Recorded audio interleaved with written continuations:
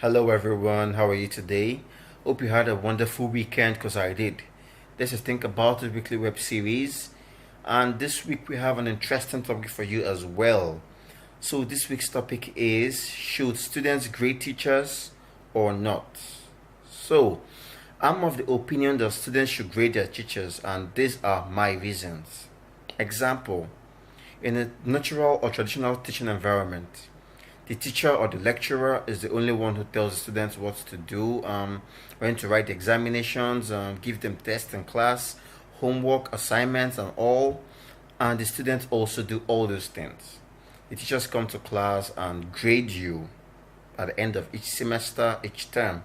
Grade you according to your capacity to learn, to understand your grades, how your academic strengths, your weaknesses. They help you highlight them, so to say. So now, what what's wrong if students do the same? I don't see anything wrong actually, but I believe it's the right thing to do. If students are given the opportunity to grade their teachers in this country or any other place, it will be wonderful. You know why? Okay, let me tell you. If students grade teachers, teachers will have the opportunity to know where their own strengths and weaknesses are as well. For example, a particular teacher or lecturer comes to class and just talks and talks and talks and just talks from the textbook, doesn't really teach, doesn't really explain to you properly. But that lecturer or that teacher may know what he or she is talking about, but her delivery pattern is, or his delivery pattern is not enough to let the teachers actually grasp what he or she means properly. Now, with such a teacher, at the end of each semester or end of each exam, only way you can understand or you can write properly is when you read and read and read without really understanding what you are reading, depending on the student. But if the teacher explains to the student or to the class properly, you have a grasp of what you are reading already. But most teachers just come and just talk and talk and talk after they give you assignment. You go home or you go to your hostel or wherever, you do your assignment, you submit, they mark you. If you fail or not, they believe they've done their work. Now, if an examination or probably a questionnaire type of thing is given to students after each semester or after each term, probably questions like, do you like your teacher or your lecturer? Sometimes, while students fail because of they do not like the teachers or lecturer, as a student, the moment you probably hate your teacher or your lecturer, you've started failing. No matter what that lecturer teaches or no matter how the person delivers what he's teaching to you, you will find it difficult to understand because of your problem is already from up here. So if such questions, do you like your teacher or your lecturer, comes up and you say no, probably probably there are reasons why you said no, or you can back up your answer with a reason.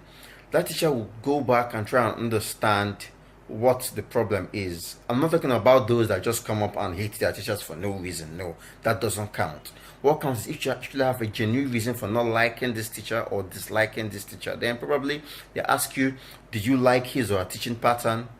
You say yes or you say no. If you say no, you give your reasons and back them up. Is your lecturer or your teacher punctual to class? Is his or her delivery pattern interesting to you? Does she or he research properly before teaching you?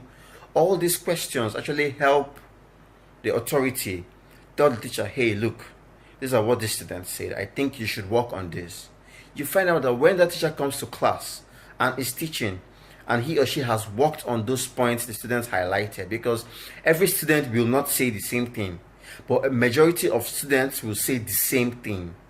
You understand what I'm talking about? They will say the same thing, given probably this lecturer's delivery pattern is not so okay, or he or she is dull in class, or he or she is not probably jovial. Some students understand when you crack jokes with them because when they're reading, once they come to that point, you cracked a joke. They're like, Mr. So so so, and this say this in class, and it sticks.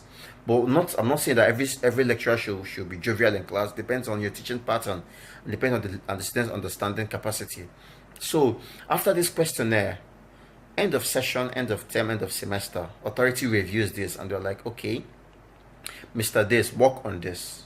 After you have worked on it, if there are subsequent examinations or tests, they've seen you've worked on it, you will notice that the students will also improve in the way they learn from that teacher. The students' grades are given to them according to how they've understood the lecture. Okay, what if you grade the person giving the lecture? It's a good thing. There are questionnaires given to students at each semester or each term, grading their teachers. Except from the students who just write things like, I hate this teacher for this or that. That doesn't count. Only that counts is the academic grading, the proper grading based on realistic things, not things out of play or jokes. So, everyone, these are my thoughts. What are yours? Think about it. Comment, share, like, tell us what you think about. Give us your own opinions. We are open to listen and to hear you out. So, I'm Nonso.